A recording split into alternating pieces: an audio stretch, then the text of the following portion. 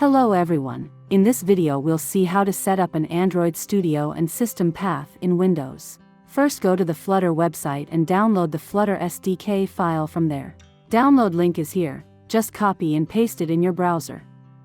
Once you download the SDK file from the website, now you have to go into downloads and extract the file over there. Then copy that file and move to C drive in Flutter SDK and paste it here. I'll do this process already, that's why you see the folder of Flutter.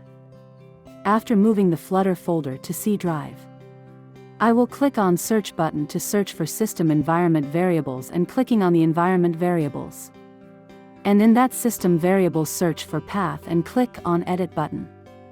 Here, I'll already done this process, that's why you can see this path here. For adding a new path, click on the edit button and in that right side one button that is new, click on that button and paste your path here. I'll delete it just because I'll do this process already. Here you can see how easy it is to set up the Flutter SDK installation for Windows.